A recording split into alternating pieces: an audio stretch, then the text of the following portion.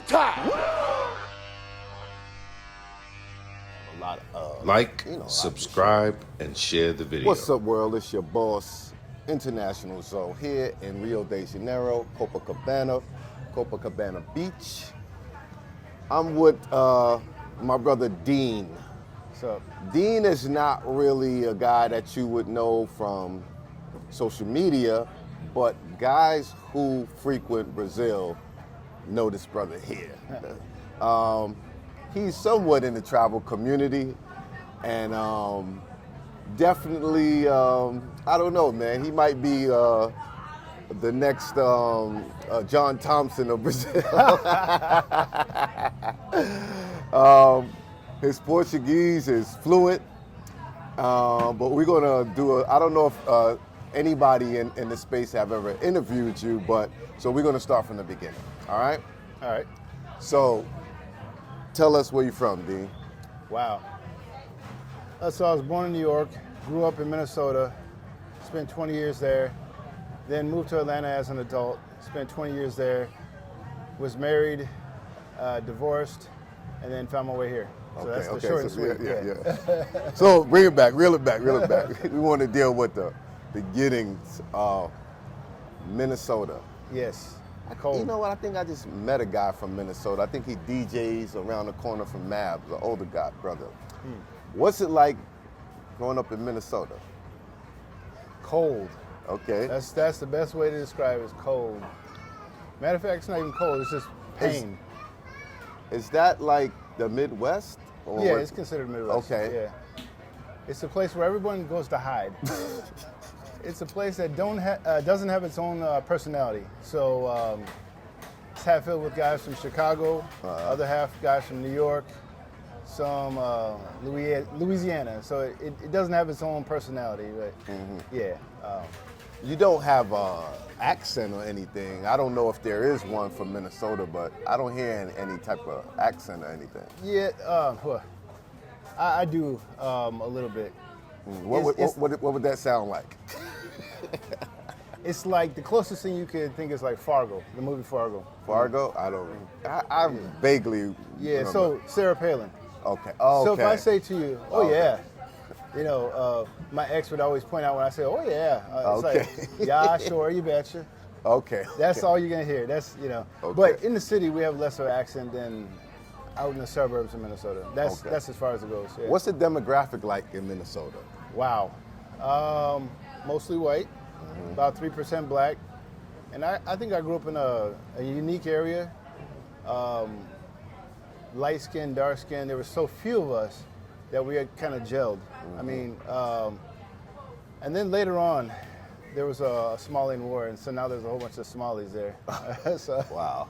Yeah, Minnesota accepted a whole bunch of Somalian refugees. So now Minnesota is very, when you think of Minnesota, you think of a whole bunch of Somalians. Really? Wow, didn't know that. Didn't know that. What'd you do in school? In school as in college? High school to college. Yeah. So, I guess I was a young guy who played a lot of video games, ran track. I actually didn't go to college. My grades weren't the best. But luckily I was always into computers through the video games, and then lucked out and got into a program and got some IT certifications. And I guess that really kind of is the basis of who I am today in the travel space. As in somebody who, if I was to put a name on myself, I wouldn't call myself, say, a passport bro or even an expat. I call myself primarily a digital nomad. And that's because I have 25 years in IT experience. And I mentor a lot of guys who are trying to get that remote job so they can live overseas. And those are kind of some of the first people to ever do the remote job. Yes. They was kind of one of those main groups was the IT. Yes. Because that is something that you can do from your computer and anywhere. As long as you got good internet service, right? Yeah. Okay. There's some caveats, but yeah, anywhere. So what led you from Minnesota to Atlanta, and around what time did that happen? Following trends. I moved there basically the last year of Freaknik. So growing up in Minnesota, Minnesota is known as the interracial capital of America. You know, I personally was not attracted to white women, so I moved where there's more black women. Right. That's the simplest way to put it. And what was that like for you when you got to Atlanta? What year was that like? That was 98. 98. Okay. Yeah. And that was kind of when 98 was when Atlanta was booming. Yes. Like there was like a big rush of people from New York and other big cities moving to Atlanta at one time. Yes. Especially because of the colleges and so on and so forth. People used to talk to each other. You could wave a girl down the highway, pull over. She'll pull over, give you your number. Y'all start talking. 98. Yeah. And that's kind of when the music thing was face and all that kind of started bubbling as well, right? Oh yeah. You had So Def and all that act. So Def. Yeah. So things Club was bubbling. Kaya. Club Kaya. If anybody's from Atlanta, that was my club. What about 112 and all that stuff? That was kind of popping around there too. Yeah. Atlanta Live had just closed. Okay. Any real ATLian knows about Atlanta Live. I was going down to Atlanta a lot during that time because I was always going to the Brown & Brothers hair show twice a year. Yes. And they had it like in February and like in August or September. And I would go twice a year because of the barber thing. I would do classes. I would go to classes, teach classes, and sell my products and expand my brand. So, and my cousin was living down there at the time. So I was definitely back and forth in Atlanta during those times. So you said at some point you got married. Did you meet your wife, your ex-wife, there in Atlanta? Yes. Okay. How did that happen? So when I met her, I had already been there for upwards of 15 years. Oh, you had a lot of fun first. Oh yes. I took advice from older guys. Get married late. Wait to get married. Wait to get married. Yeah. But and I think that's because a lot of them were suffering in marriages. Several marriages end in divorce. But I feel like there was a second part they couldn't tell me that I would pass on to young cats here is wait till you get married and then marry, let's say if you're in your 30s, deliberately marry a woman in her 20s, in her childbearing age. At least 7 years younger. Yes, because what I passed through in my marriage was I married a lady who was in her 30s. And we had a lot of miscarriages, a lot of money down the drain paying for in vitro. Life happens to everyone. So yeah. So you don't have any children? No children. No children. How long were you married? 6 years. 6 years. So not too bad. I was married 20. So six is not too bad, man. Could have been shorter. Right. I can dig it. They always say however the length is, cut that in half. That's when you should have left. Yeah. Yes. Okay, so you're married for 6 years, you get divorced. What inspired you to, one, travel, and when did you discover Brazil, and was Brazil your first place or your first love when you started traveling? Yeah, so you got to rewind a little bit. Okay. Before I was married, I came to Brazil. Okay. Yeah. All right. What was your first year you ever visited Brazil? I came in 2013. Okay. But since I'm in IT, that's how I think of everything. And I did something that 99.9% of travelers don't do. I came in 2013. I started learning Portuguese in 2011. I was passing through a time in Atlanta where I was really kind of tired of black folks because, what we see in culture today. So I was, so let me check out this Brazilian culture. I was doing capoeira, which is a Brazilian martial art. Yeah. And so when you do that, they make you do push-ups and count 1 to 10 in Portuguese. And you're saying all the words in Portuguese. So, I was just kind of... So was it the capoeira that drew you to Brazil and the language and the culture? I actually had... In high school, that was the first time I ever touched capoeira. I had a teacher, and he was like a gym teacher. And so it was kind of like reminded me of my real childhood, like and by the way, I lived with my father for a little bit in Cali, in Oakland. Okay. Yeah. So that's where I got my first real touch of Brazil. Yeah. Okay. So how you get the touch of Brazil in Oakland? hey, capoeira school. Oh, the school. Okay. Yeah, okay, yeah, okay, capoeira okay. school. Yeah. Okay.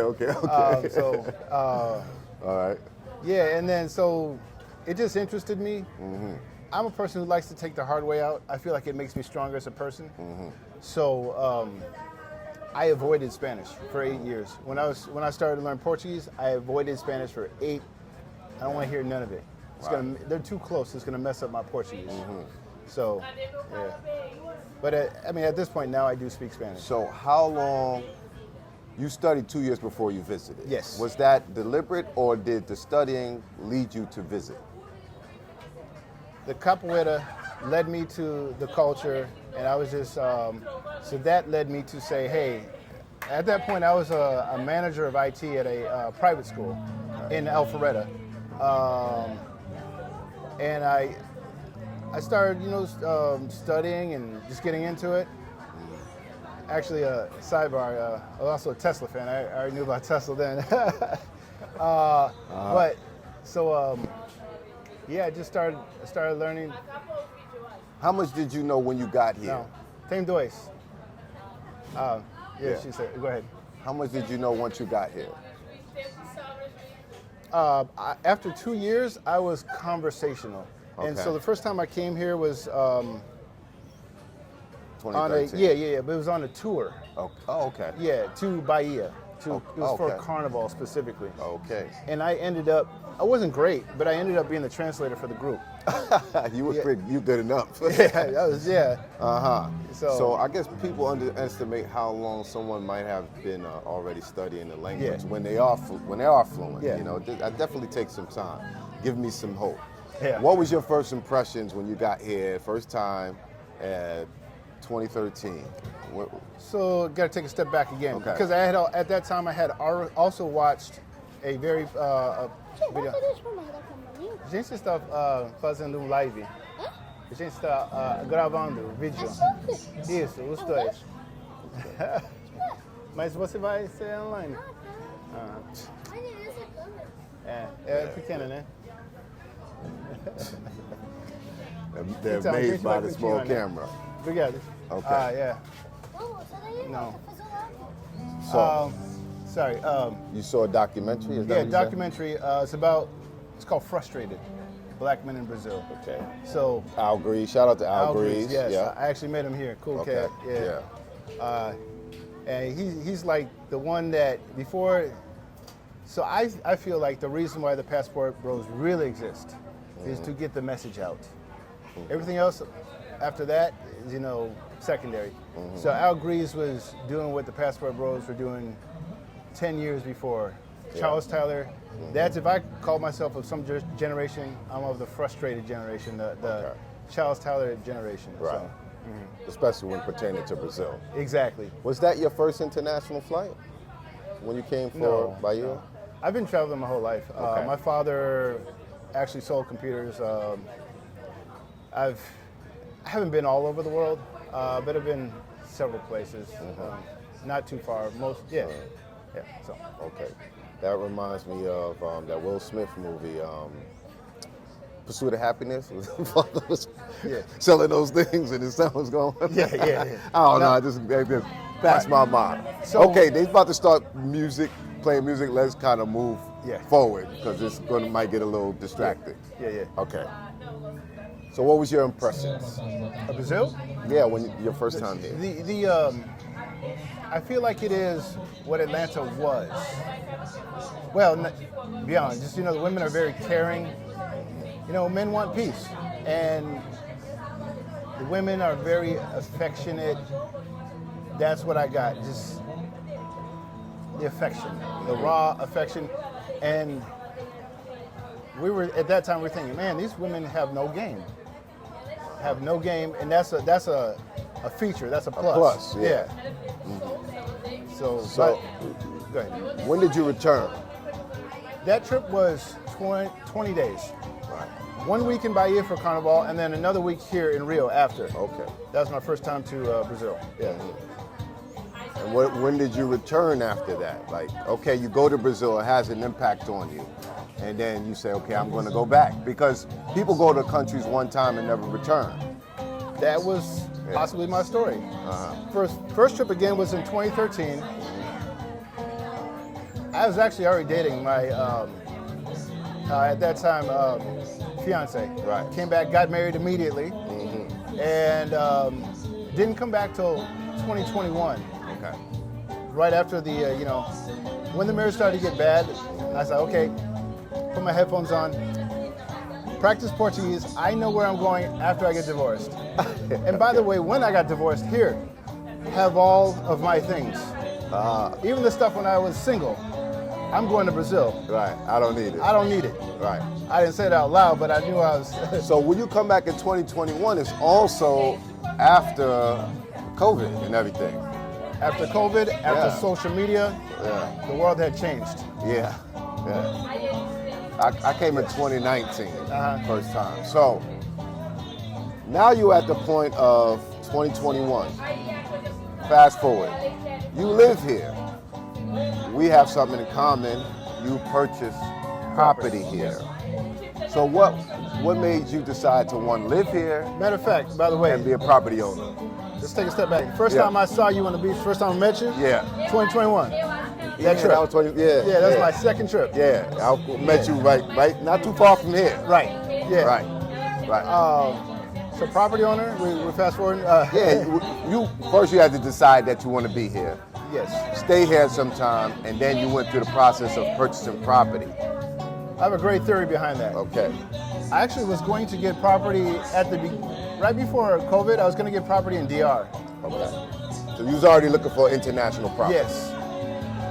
And the thought was, I went back to DR a year later and nothing had happened. That's because of COVID. But then I said, let me buy where I want to be in the world most first. Right. And that's Brazil. Right. I do want to own another property somewhere else, but Brazil is number one. Right. Yeah. And how do you feel about your investment? Love it. Love it. Love it. So I bought a space, bought a one bedroom here. I searched, I searched for a one bedroom with two bathrooms. So that's the specialty of it. Right. It's in a quiet area. And then I did a remodel of it. Right. Complete remodel. Right. How was your process purchasing it, finding an attorney? Did your Portuguese play a good role? I didn't need it because everybody spoke English. The person that sold spoke English, my lawyer spoke English, and even the person who introduced me to the lawyer who helped out with a lot of things spoke English and Portuguese. So that wasn't a challenge for me. But how about you? So I'm gonna do a little chain of events. A guy who's been around since the, I call it the Charles Tyler days. Yes. Ex-football player, Alan, he put me on, he gave me a contact of an English-speaking realtor. Okay. I worked with her for about 2 years. Wow, that's dedication. In America. She stayed with me for so I was gonna complete this with her because I appreciate her. She spoke English with me and then we looked all over. I said, well, I want right next to the beach. She said, it doesn't really matter. I didn't believe her at the time. I agree with her now. Right. And I ended up buying further away. Right.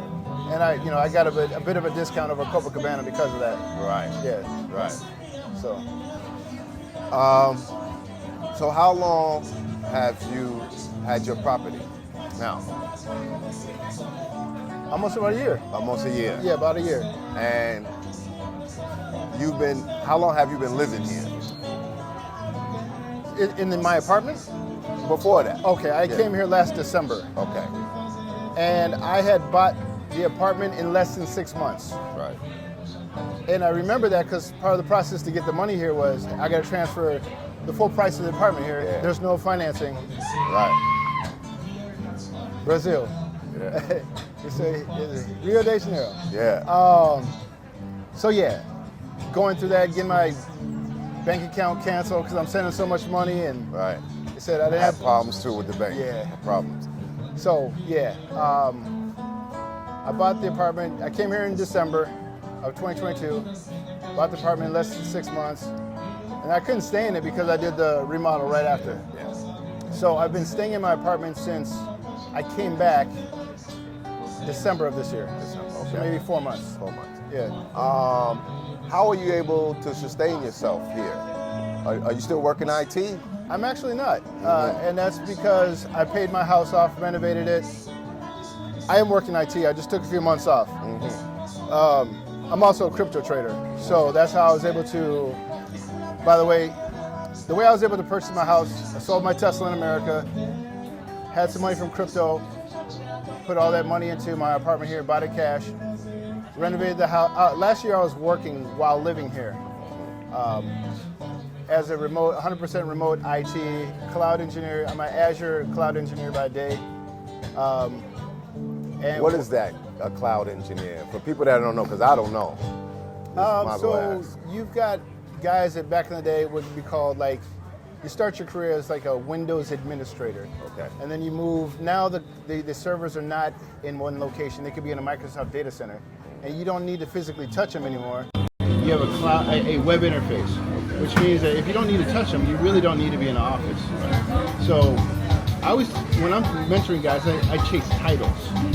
Some titles lend themselves to be remote. Like I used to be what's called a SCCM engineer. That stands for System Center Configuration Manager. That job right there is always on site. So when I become a cloud engineer, that job is always remote. Sounds like you could be remote. Yeah. It sounds remote. Always remote.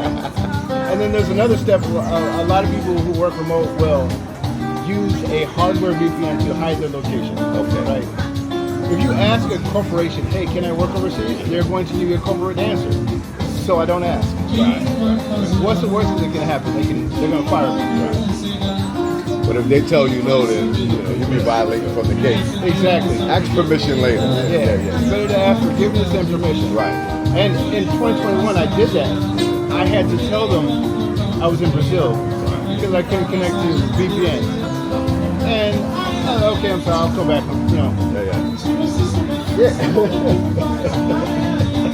Okay, Bertie. Something that people ask me to ask some of the guys that are here. What do you do for insurance? I have health insurance. Yeah. I have Bradesco Saúde, which is a insurance policy in Brazil. I don't use travel insurance. Well, I do, but I have Bradesco Saúde also. And you got that here in Brazil. And how does that work? Are you able to go to the doctor, or is that just for emergencies? It's so you can go to a private doctor. Private doctor. You can go to the public hospital. Luckily, I haven't had to go to a hospital or anything like that. Right. You can go to the emergency room. So it's just like you have access to a private doctor. And how much is that, if you don't mind sharing, like per month, per year? Yeah, mine's about $50 a month, I would think, US. Yeah. And were you able to get it because you have ID, because you have a visa, or does it matter? I have to remember. I don't think you need to have it's called a green card or RNM. RNM, yeah. Yeah, you don't have that. You don't have to have it for medical. Okay. You're also here on a student visa. Yes, student visa. Right, even though you don't need the school. Yeah. Now, you're not going to get yours, right? Because I have to wait until they get a new printing company. So I have my temporary letter. See what it actually looks like? You show me. Okay. But don't show it too close to Right, people. I'll cover my... freeze frame. People that knows it like that. Yeah. I'll cover my information. Yeah. This little document that kind of looks like that. Yeah. Yeah, it's like your ID here in Brazil. Yeah. So I'm waiting to get mine so I can show it off a little bit. Any advice for someone, or maybe advice on what to do or not to do? Because there are the people, of course, that have desire to move here, to live here, and maybe to purchase here. Any advice? I actually thought about that question. My advice takes 2 years. It'll be the best 2 years. My advice, as of today, 2025, if I was to give a guy advice to get here in 2 years, I say you should not try to get here fast. Guys who try to get here fast end up if they turn to YouTubers, they end up asking for a catch up on the live. You know what I'm saying? They tickets of a flight. So Cash App. I say do it the right way. Right. Do it the right way. And that would mean what, please? Learn the language every single day. Study language every single day. Go online on YouTube. Pay for YouTube. Pay $10 for YouTube. Get YouTube Premium. That gets rid of the commercials. Watch live broadcasts. That's AO Vivo, like AO space VIVO.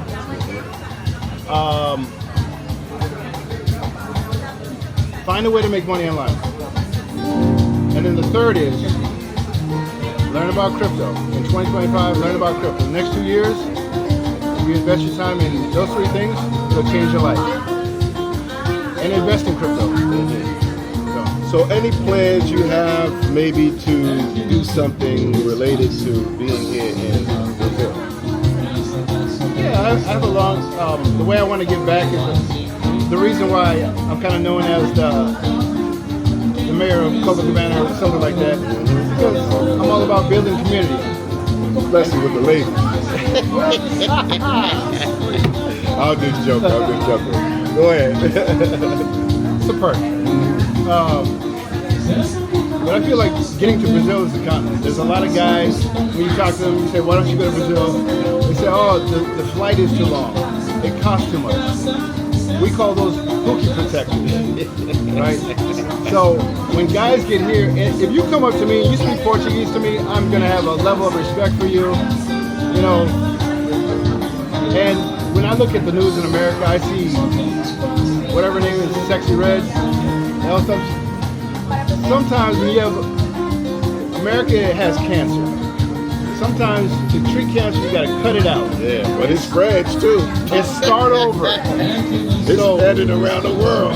All right, well, my whole thing is if we build a small community here, you know. That's what I wanted to talk about. There's not, in my opinion, a large expat community here in Rio. Yeah. Like I've been to DR a number of times. To me, there was a large expat community there. Thailand, large expat community there. Colombia, small expat community. I guess there used to be more foreigners going to Panama at one point, and Costa Rica at one point. Then that kind of changed to DR, Colombia, and I think the expat community here is still small. Still kind of small. Why do you think that is? I think it will always be small for the reasons I laid out. So there's a famous Brazilian quote, and it goes, "Brazil is not for beginners." I didn't know that. When you say beginners, you mean beginner travelers? In life. That even goes for Brazilians. Brazil is a huge bureaucracy. There's just like a lot of unwritten rules to society. When I got here, I thought, oh yeah, the reason why travelers love it here is because we don't know the rules, all the unwritten rules. That's what I say. I say there's a matrix everywhere, Yep. but it doesn't affect you because you're not there long enough. Right. And no matter where you go, there's a matrix. So when people say they're escaping the matrix, I say you're just trading in one for another. It's different. If you stay there long enough, you'll discover it. I agree. And the other side of that is when guys travel overseas, you have to remember you bring yourself with. And so you may need to work on yourself before you come overseas. Right. So if you're a miserable person in America, you're going to be miserable overseas. So what we talking about? The expat community. Yeah, it'll be hard because Portuguese is a language that only works in one country. Very few countries. Right, in the Western Hemisphere. Yeah, I would get over to Africa too. The flight costs more. I've been to DR a lot. I've heard people say out their mouth, oh, the flight is too long, it costs too much. I can just shoot over to Colombia and come back. I want to be close to America. My whole thing is I don't want to be close to America. I don't want any influences. Guys come here and go to this one club. You've been there, I've been there. Casa Real Black, because it looks like an American club. But my whole thing is I don't want nothing to do with America. I want to hear Brazilian music. Yeah, but they play Brazilian music there too. I think it's a nice mix of their culture and our culture. Yeah, you know. Is it worth the trip over there? That's another story. I don't think so. Because when we get there, we want mingling and mixing and talking to some Brazilian girls. It's kind of grouped off. Yeah, they grouped off with they bucket of beer and standing in one spot. The thing is, you meet girls there. Like we tell girls, meet me there. Yes. So you already have company. Yeah. Tell guys maybe 10 Portuguese words that they'll need to come here. Just a basic 10 words that they're going to need to know.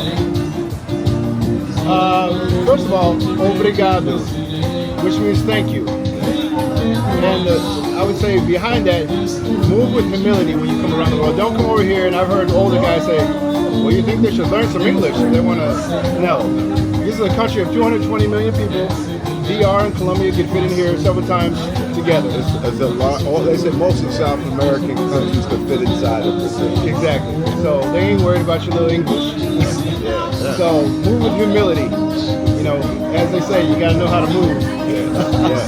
That's number one. That's gonna get you really far. Thank you. Move with humility. Obrigado. Obrigado. And that's if you're a man. Yes. If you're a woman, you always say obrigada. Onde fica o banheiro? I'll say it slower. If it was Spanish, it'd be like donde es la bañero? Baño. Yeah. Like where's the bathroom? Onde fica o banheiro? Where's the bathroom? Yeah, where's the bathroom? Or you could just say bañero. Bañero. Because, you know, they'll get you there. Yeah, you're right. The proper way to say it is that way. But if that's a little too much, bañero. Yeah. That's all I got for them. Yeah. You could, you know, maybe what is your name if you're a guy trying to hit on a girl? Qual é seu nome? Qual é o seu nome? It's just like Spanish. You can say, okay, você se chama. Spanish has the equivalents of both of those. Yeah. 10 phrases. Wow. My mind is going. It's going dark. Real quick. I guess most common things that you would need. Boa noite. Boa noite. Bom dia. Bom dia. Yeah. Good morning. Good night. Yeah. Boa tarde. Good afternoon. Exactly. That's to be polite when you walk in through the street or you come down in your building. Yeah, it's the number one thing that people say. Yeah. They don't say oi. They say. And throw a slang word in there that the culture for the culture. For the culture. Yeah. Okay. Tá ligado. Tá ligado. Tá ligado. See. What's that? Oh, by the way, you just said something. In Spanish, it's o.